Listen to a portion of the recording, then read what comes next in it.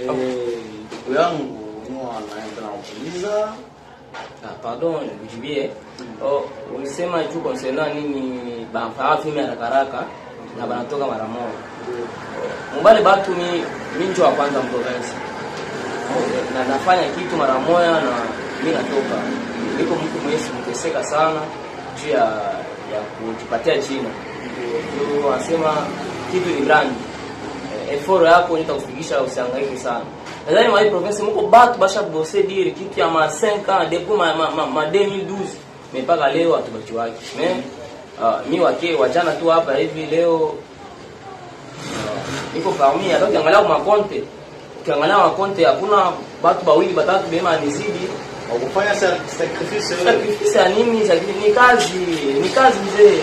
Bon, uko benyewe wanasema angalia kisha napanda hapa. Kwa sacrifice